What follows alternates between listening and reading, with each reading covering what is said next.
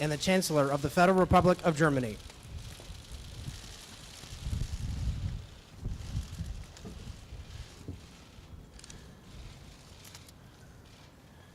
Well, good morning, everybody. It is always a great pleasure to welcome my friend, Chancellor Merkel, to the White House. Germany is one of our strongest allies, and Angela is one of my closest partners. And with her indulgence, I want to start by making two brief comments. First, as President, my top priority is doing everything that we can to create more jobs and opportunity for hardworking families, for our economic strength as a source of strength in the world. And this morning we learned that our businesses created 273,000 new jobs last month. All told, our businesses have now created 9.2 million new jobs over 50 consecutive months of job growth. The grit and determination of the American people are moving us forward, but we have to keep a relentless focus on job creation and creating more opportunities for working families. There's plenty more that Congress should be doing, from raising the minimum wage to creating good construction jobs, rebuilding America. And I want to work with them wherever I can, but I keep acting on my own wherever I must to make sure every American who works hard has the chance to get ahead. Second point, I also want to say on behalf of the American people that our thoughts are with the people of Afghanistan who have experienced an awful tragedy. We are seeing reports of a devastating landslide on top of recent floods. Many people are reported missing. Rescue efforts are underway. Just as the United States has stood with the people of Afghanistan through a difficult decade, we stand ready to help our Afghan partners as they respond to this disaster. For even as our war there comes to an end this year, our commitment to Afghanistan and its people will endure. Now, Angela, I'm still grateful for the hospitality that you and the German people extended to me, Michelle, and our daughters last year in Berlin. It was an honor to speak at the Brandenburg Gate. You promised me a warm welcome and delivered an unbelievable 90-degree day in Berlin. This morning, our work touched on a range of issues where the United States and Germany are vital partners. We agreed to continue the close security cooperation, including law enforcement, cyber, and intelligence that keeps our citizens safe. We reaffirmed our strong commitment to completing the Transatlantic Trade Investment Partnership, TTIP, which is critical to supporting jobs and boosting exports in both the United States and in Europe. We discussed energy security, including the importance of Europe diversifying its energy sources. The United States has already approved licenses for natural gas exports, which will increase global supply and benefit partners like Europe. And TTIP would make it even easier to get licenses to export gas to Europe. At our working lunch, we'll review our negotiations with Iran and our shared determination to prevent Iran from acquiring a nuclear weapon. We'll discuss Syria, where we continue to support the moderate opposition and provide humanitarian relief to the Syrian people. I look forward to briefing Angela on my trip to Asia, a region where both our nations can help ensure that all countries in the Asia-Pacific adhere to international law and international norms. Of course, most of our time was spent on the situation in Ukraine. Angela, I want to thank you for being such a strong partner on this issue. You've spoken out forcefully against Russia's illegal actions in Ukraine, and you've been a leader in the European Union, as well as an indispensable partner in the G7. And your presence here today is a reminder that our nations stand united. We are united in our determination to impose costs on Russia for its actions, including through coordinated sanctions. We're united on our unwavering Article 5 commitment to the security of our NATO allies, including German aircraft joining NATO patrols over the Baltics. We're united in our support for Ukraine, including the very important IMF program approved this week to help Ukraine stabilize and reform its economy. And as Ukrainian forces move to restore order in eastern Ukraine, it is obvious to the world that these Russian-backed groups are not peaceful protesters. They are heavily armed militants who are receiving significant support from Russia. The Ukrainian government has the right and responsibility to uphold law and order within its territory, and Russia needs to use its influence over these paramilitary groups so they disarm and stop provoking violence. Let me say that we're also united in our outrage over the appalling treatment of the OSCE observers who've been detained in eastern Ukraine. Pro-Russian militants are still holding 7 observers, including 4 Germans, as well as their Ukrainian escorts. They've been paraded in front of the media and forced to make statements at the barrel of a gun. It is disgraceful and it's inexcusable. Russia needs to work to secure their immediate release, and the international community is not going to be satisfied until Colonel Schneider and his fellow captives come home. Finally, as both Angela and I have repeatedly said, we want to see a diplomatic resolution to the situation in Ukraine.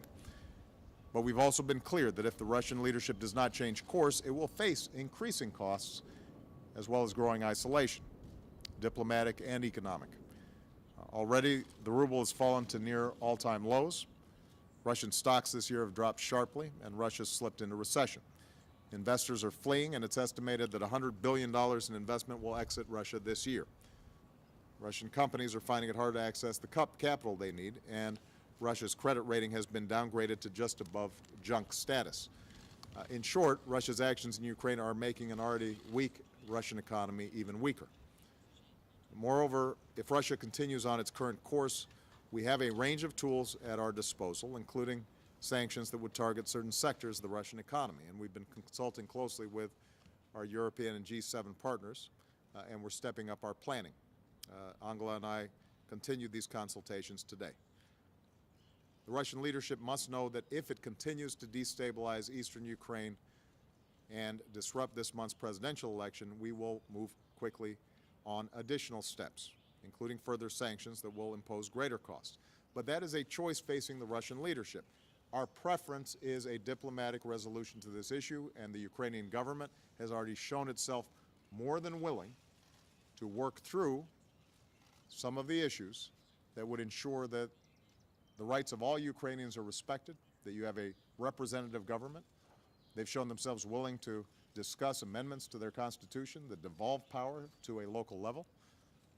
They have gone through with their commitment to potentially provide amnesty for those who lay down arms and who are willing to abandon the buildings that they've occupied. The Ukrainian government in Kiev has followed through on the commitments that it made in Geneva. We need Russians to do the same.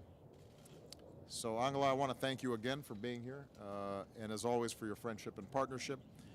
These are challenging times. Russia's actions in Ukraine pose a direct challenge to the goal that brought Europe and the United States together for decades, and that is a Europe that is whole, free, and at peace. Just as our predecessors stood united in pursuit of that vision, so will we. Chancellor Merkel. Ja, herzlichen Dank, lieber. Well, thank you very much, Barack, for this gracious hospitality and this very warm welcome that you accorded to me. And I'm very glad to be able to be back in Washington and to have an opportunity to address all of these different issues with you. I think priority really is on the current issue of Ukraine, and that loomed very large on our agenda. It showed how important the transatlantic partnership is also in today's times. And I think it's a very good thing that all of the steps that we've taken so far, we've taken together. And today, in our talk, we yet again underline that we fully intend to go ahead as we did in the past. What happened on Ukraine? What happened on the Crimean Peninsula? Well, the post-war order has been put into question that rests on the acceptance of territorial integrity by all. And this is why it was so important for us to react in concord. And what is at stake here is that people in Ukraine can act on the basis of self-determination and can determine themselves which road they wish to embark on into the future. The 25th of May is a very crucial date in order to ensure that, and we will see to it that elections can take place. The OSCE will play a central role in all of this. We talked about this. And together with the OSCE, we shall do everything we can in order to bring Russia, that is after all a member of the OSCE, to do the necessary steps so as the 25th of May bringing about some progress in stabilizing Ukraine. The 25th of May is not all that far away. Should that not be possible to stabilize the situation further, further sanctions will be unavoidable. This is something that we don't want. We have made a diplomatic offer, an offer for a diplomatic solution, so it's very much up to the Russians which road we will embark on, but we are firmly resolved to continue to travel down that road. Now, secondly, we addressed issues that have a bearing on the work of the intelligence services. Here, let me underline yet again for the German side, we have always enjoyed a very close cooperation with our American partner on this front, and anyone in political responsibility is more than aware, looking at the challenges of the modern world today, that obviously in fighting terrorism, the work of the intelligence services is not only important, it is indeed indispensable. I am firmly convinced that our cooperation in this area is a very helpful one. Yet there are differences of opinion on what sort of balance to strike between the intensity of surveillance, of trying to protect the citizens against threats, and on the other hand, protecting individual privacy and individual freedom and rights of personality. And that will require further discussion between our two countries in order to overcome these differences of opinion. We have these discussions, incidentally, also on the European front. We are talking about safe harbor agreement, for example, about a privacy protection agreement. And I take back the message home that the US is ready to do that, is ready to discuss this, although we may have differences of opinion on certain issues. Thirdly, TTIP. I think particularly in the overall context of further intensifying our trade relations, of global growth, but also in the context of diversification of our energy supply. This is a very important issue. It will be very important for us to bring the negotiations very quickly to a close on TTIP. We are firmly convinced that for the European Union, for Germany, and for the United States, this offers a lot of opportunities for the future, and it's so important for us to bring this agreement to a successful conclusion. There are a number of discussions, I know, a number of skeptical remarks. People have doubts, but these doubts, this skepticism can be overcome, and it needs to be overcome. Just look at the many partners all over the world that have bilateral trade agreements. I mean, it's simply necessary, looking at the intensity of a transatlantic partnership and the closeness of our partnership, for us to have this agreement, this transatlantic trade agreement, and we are fully at one on this one. So we had very intensive talks, and we were going to build on this over lunch. Thank you very much, Barack, for giving me this opportunity, and also thank you for your gracious hospitality. I think we're going to take two questions from the U.S. press and two questions from the German press. We'll start with Leslie Clark. Thank you, Mr. President.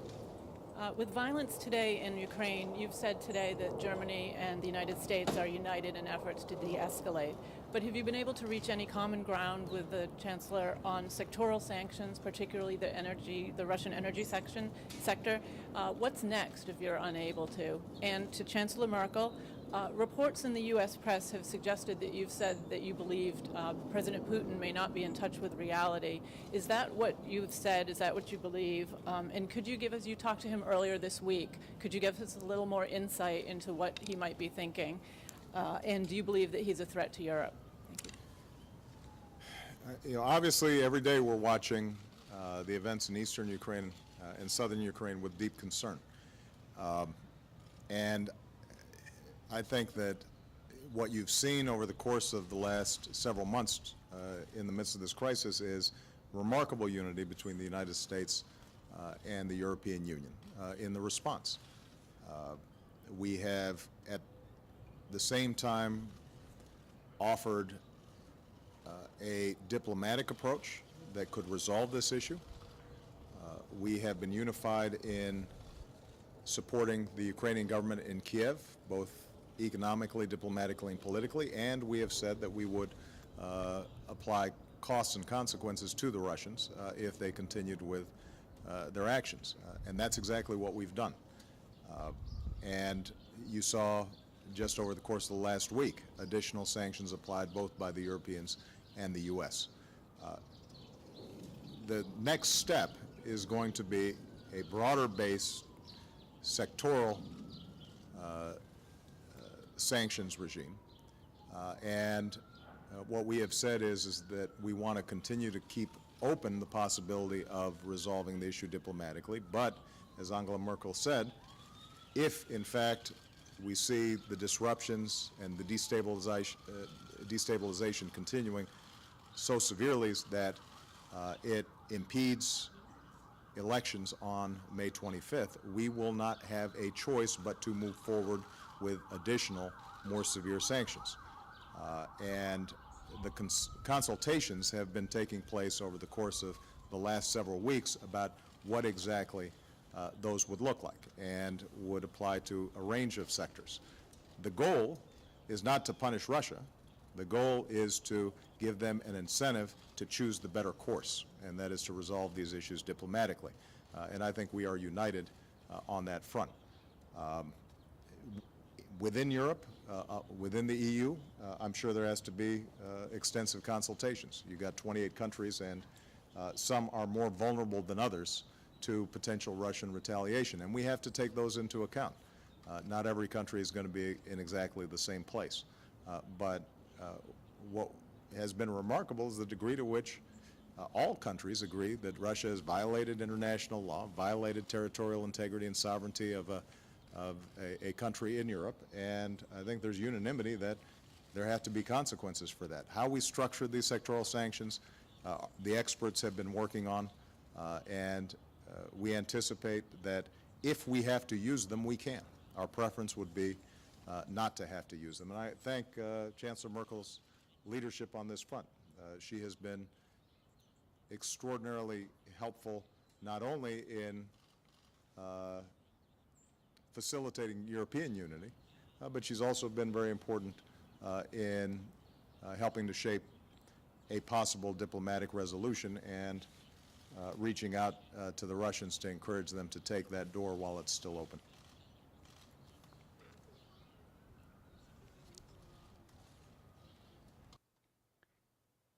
Well, keep in mind that when it comes to sectoral sanctions, we're looking at a whole range of issues. Energy flows from Russia to Europe, those continued even in the midst of the Cold War, at the height of the Cold War. So the idea that you're going to turn off the tap on all Russian oil or natural gas exports, I think, is unrealistic. But there are a range of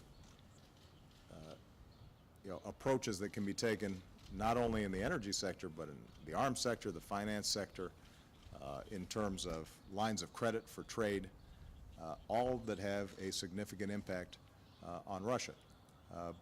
I don't think it's appropriate for us to delve into the details at this stage because our hope is that we don't have to deploy them. But what I can say is that our experts at the highest level, and not just bilaterally but multilaterally through the European Commission, and our diplomatic teams have been working through all the possibilities, and we're confident that we will have a package that will further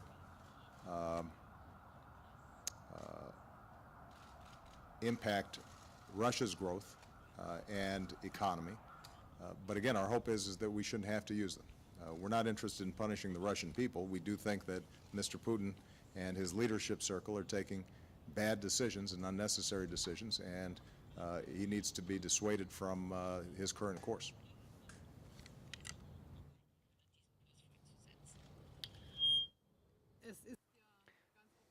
It is, I think, obvious to all that there are very different assessments on what happens in Ukraine. On the one hand, you have the United States and Europe. We've always taken our decisions together. And on the other hand, the Russian appreciation and appraisal of the situation. I hope that Russia will live up better in the future to its responsibilities. But we need to see deeds matching their words. We don't have any release of the hostages of the OSCE, among them also 4 German hostages. This is a very crucial step that needs to happen first. We don't We have not yet seen any implementation of the Geneva Agreement by the Russian side. The Ukrainian side has taken some steps in the right direction. And the OSCE, too, is an organization to which we wish to accord a greater role so that they can prepare and pave the way for elections. And one word on sanctions. I agree with the American president. They are not an end in itself, but combined with the offer that we want diplomatic solutions, it is a very necessary second component to show that we're serious. We're serious about our principles. And there is a broad base, a broad range of possibilities that are being prepared for in the European Union. In Europe, we have taken a decision that should further destabilization happen, we will move to a third stage of sanctions. I would like to underline this is not necessarily what we want, but we are ready and prepared to go such a step. My main aim would be first and foremost to improve stabilization and to see to it that the elections can happen there. We will work on this in the next few days, but we are also prepared to take further steps. What we're talking about here will be sectoral measures in the context of certain branches of industry. The American president, and I can only agree to this, has said what is necessary as regards the dependency on gas, which is very strong in Europe. But we can also look ahead in the medium term, what we can do in order to promote an energy union in the European Union, which we're doing. Looking at our dependencies in the next 10 to 15 years on Russian gas supplies. There are 6 countries that right now in the EU that depend 100% on gas supplies. We need to improve the reverse flow, as we call it. We need to improve our grid of pipelines. All of the countries need to share supplies. Those are measures that we're currently discussing in Europe. We're talking about short-term, but also medium-term and long-term measures. And then the free trade agreement, TTIP, is also gaining more prominence in this respect.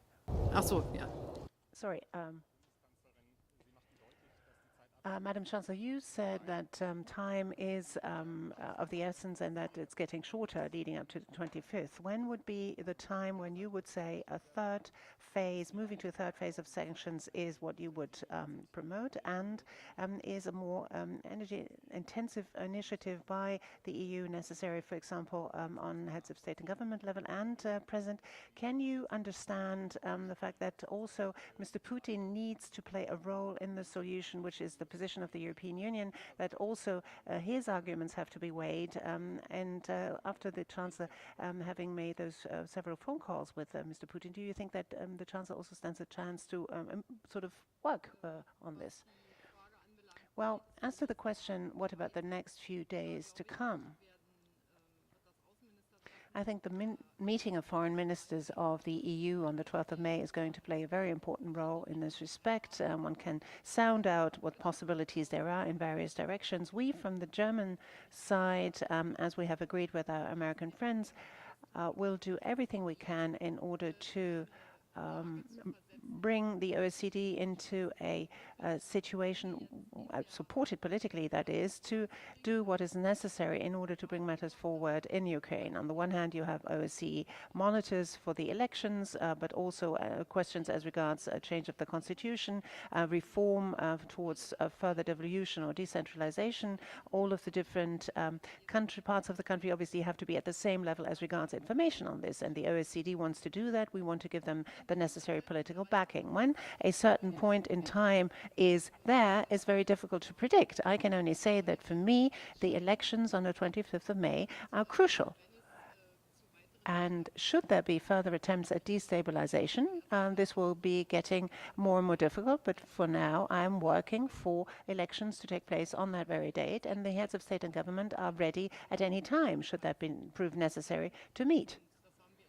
We've proved that over the past in other areas, for example, the euro crisis, and we will demonstrate this resolve yet again. I am firmly convinced that the United States of America and the European Union need to act in concert here, and they have done so in the past, and they're going to continue to do so.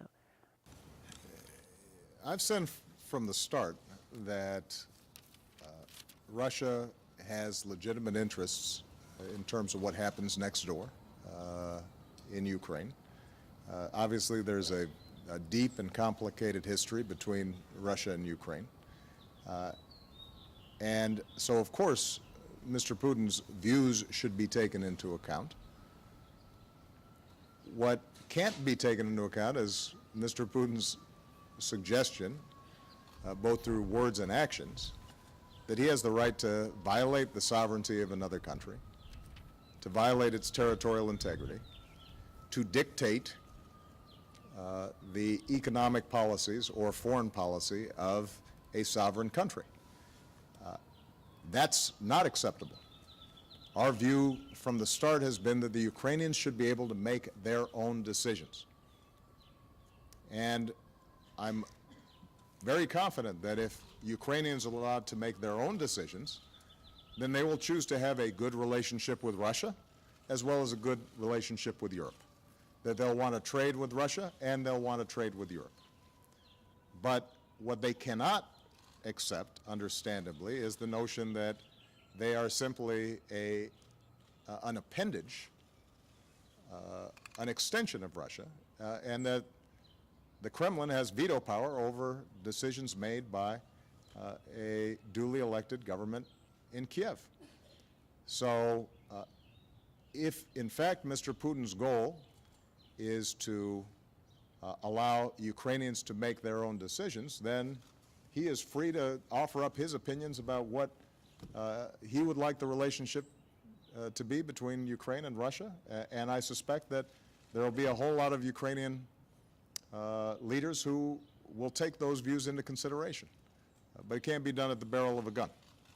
It can't be done by sending masked gunmen to occupy buildings or to intimidate journalists. And one of the biggest concerns that we've seen is the Russian propaganda that has been blasted out nonstop, suggesting somehow that the Ukrainian government is responsible for the problems in eastern Ukraine. The Ukrainian government has shown remarkable restraint throughout this process. The notion that this is some spontaneous uprising in eastern Ukraine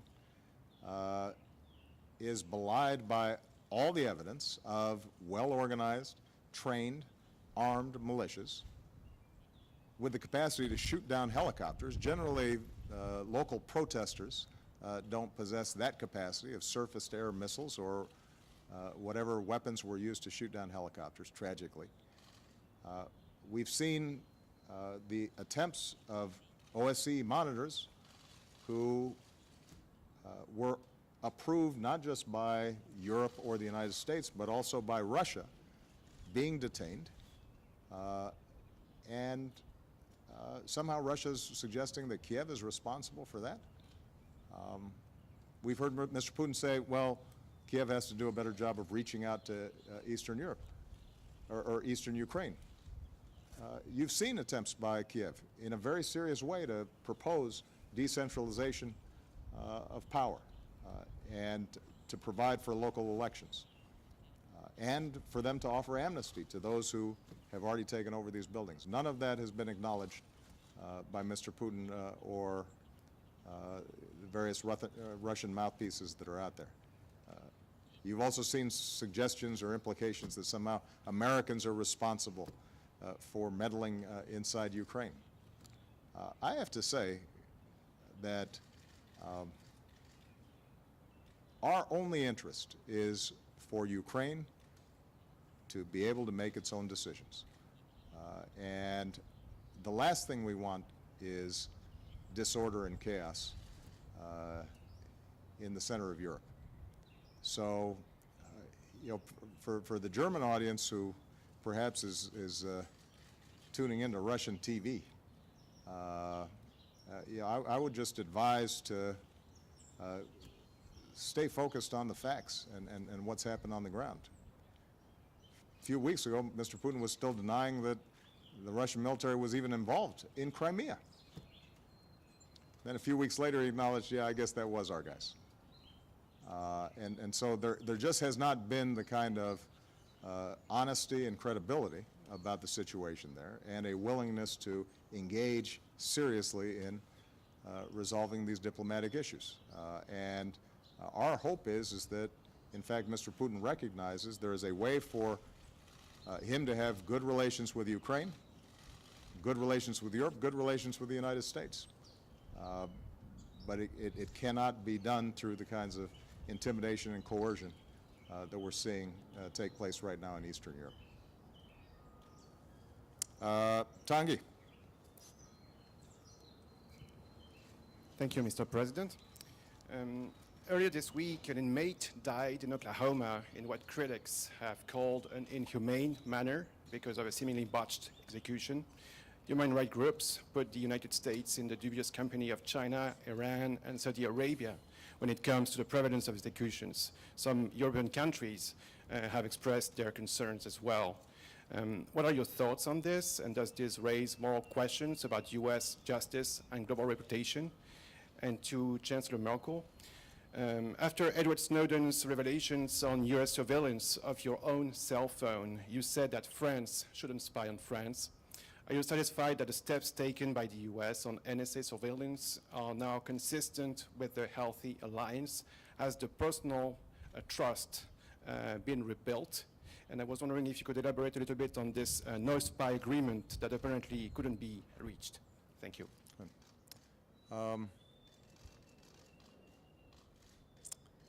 What happened in Oklahoma is deeply troubling.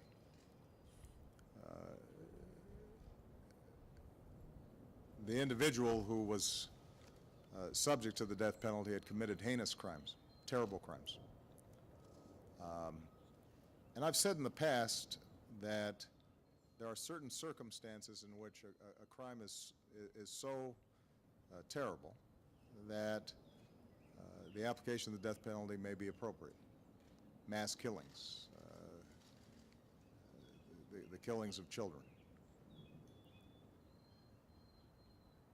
But I've also said that in the application of the death penalty in this country, we have seen significant problems. Racial bias, an uneven application of the death penalty. Situations in which there were individuals on death row who later on were discovered to have been innocent because of exculpatory evidence. And all these, I think, do raise significant questions about how the death penalty is being applied. And this situation in Oklahoma, I think, just highlights some of the significant problems there. So I'll be discussing with Eric Holder and others, to get me an analysis of what steps have been taken, not just in this particular instance, but more broadly in this area. I think we do have to, as a society, ask ourselves some difficult and profound questions around these issues. If you don't mind, I'm going to also go ahead and maybe say something about NSA, just because I know it's of great interest in the German press as well. Germany is one of our closest allies and our closest friends.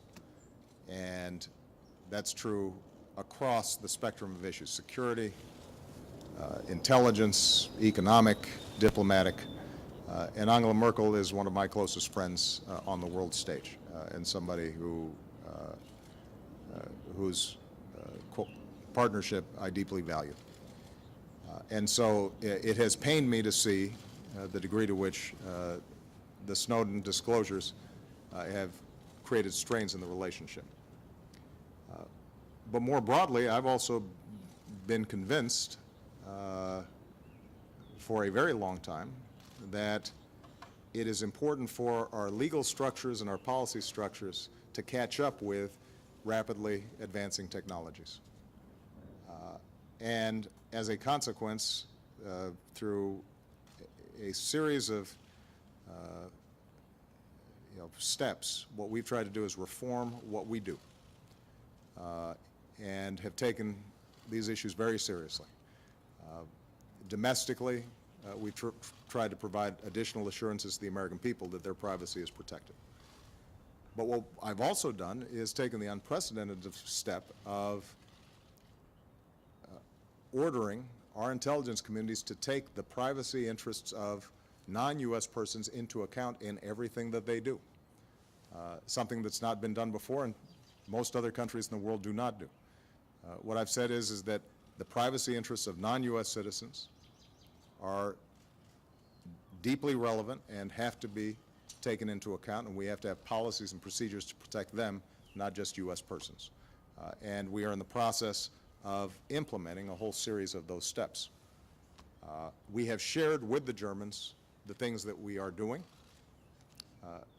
I will repeat what I've said before, that ordinary Germans are not subject to continual surveillance, are not subject to a whole range of bulk data gathering. I know that the perceptions, I think, among the public sometimes are that the United States has capacities similar to what you see on movies and in television. The truth of the matter is that our focus is principally and primarily on how do we make sure that terrorists, those who want to proliferate weapons, transnational criminals are not able to engage in the activities that they're engaging in. And in that, we can only be successful if we're partnering with friends like Germany. We won't succeed if we're doing that on our own. So what I've pledged to Chancellor Merkel has been, in addition to the reforms that we've already taken, in addition to saying that we are going to apply privacy standards to how we deal with non-U.S. persons as well as U.S. persons, in addition to the work that we're doing to constrain the potential use of bulk data. We are committed to a U.S.-German cyber dialogue to close further the gaps that may exist in terms of how we operate, how German intelligence operates, to make sure that there's transparency and clarity about what we're doing and what our goals and our intentions are. These are complicated issues, and we're not perfectly aligned yet, but we share the same values and we share the same concerns. And this is something that is deeply important to me, and I'm absolutely committed that by the time I leave this office, we're going to have a stronger legal footing and international framework for how we're doing business in the intelligence sphere. I will say, though, that I don't think that there is an inevitable contradiction between our security and safety and our privacy. And the one thing that I've tried to share with Chancellor Merkel is that the United States historically has been concerned about privacy. It's embedded in our Constitution, and as the world's oldest continuous constitutional democracy, I think we know a little bit about trying to protect people's privacy. And we have a technology that is moving rapidly, and we have a very challenging world that we have to deal with, and we've got to adjust our legal frameworks. But she should not doubt, and the German people should not doubt, how seriously we take these issues, and I believe that we're going to be able to get them resolved to the satisfaction not just of our two countries, but of people around the world.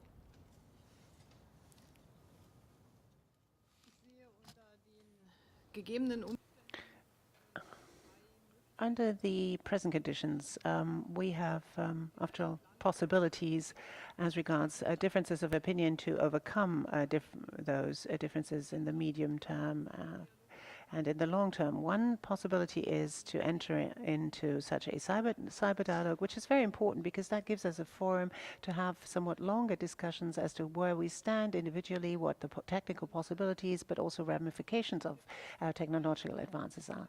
Secondly, there are two strands of negotiations with the European Union. On the one hand, the Safe Harbor Agreement, and then the Data Protection and Privacy Protection Accord. And in the course of the negotiations, it will come out very clearly what differences of opinion there are, what different perspectives there are. And I think it's of prime importance for us to bring these negotiations forward, the process, but also bring it to a successful conclusion. And something else comes into play. I heard this morning when I had a breakfast meeting with people who are very closely in contact with the parliaments. They suggested to me that our parliaments too ought to have closer contacts on this. And that's very important, not only for the governments to talk about these things, but also for the broader public. And these could be three possibilities as to how to address this further and also understand each other's motivations and arguments better. Mr. Detjen, please.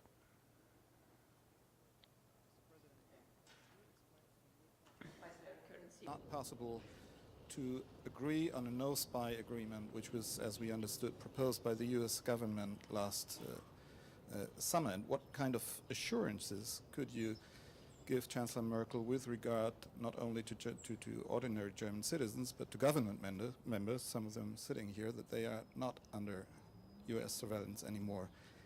Und Frau Bundeskanzlerin, an Sie die Frage, als der französische Staat... Chancellor, the question addressed to you. When the French president was here a few weeks ago, after his talk with President Obama, he said that trust as regards the NSA discussion has been rebuilt. Can you say the same thing?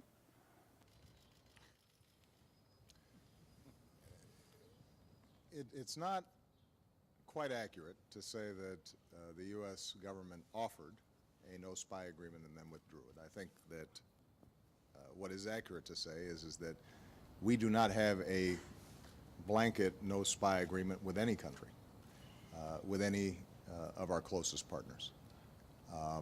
What we do have are a series of partnerships and procedures and processes that are built up between the various intelligence agencies, and what we are doing with the Germans, as we're doing with the French, as we do with the British or the Canadians or anybody, is to work through what exactly the rules are governing the relationship between each country, and make sure that there are no misunderstandings. And I think that we have gone a long way in closing some of the gaps, but as Chancellor Merkel said, there are still some gaps that need to be worked through. But I think what we can be confident about is that the basic approach that we take with Germany is similar to the approach that we take with all our allies and all our friends. And that during the course of the last several years as technology advanced, I think there was a danger in which traditional expectations tipped over because of new technologies. And what we've tried to do is make sure that our policies now reflect increased capabilities and, as a consequence, increased dangers of intrusions in privacy. Let me put it this way. Our interest in working effectively with the Germans and to making sure that German governments as well as the German people feel confident about what we do is as important to us as any other country. Germany's at the top of our list in terms of friends and allies and colleagues. And so we're not holding back from doing something with Germany that we somehow do with somebody else. Ja, ich glaube, die Diskussion I think the whole debate, Mr. Detjen, has shown that the situation is such that we have a few difficulties yet to overcome. So this is why there's going to be this cyber dialogue between our two countries, and this is also why there needs to be and will have to be more than just business as usual. I mean, looking at the discussion not only in the German parliament, but also among members of the German government and also in the German public, we need to do that. But it's very good that we have taken these first steps, and what's still dividing us, issues, for example, of proportionality and the like, will be addressed. We will work on this, and it's going to be on the agenda for the next few weeks to come.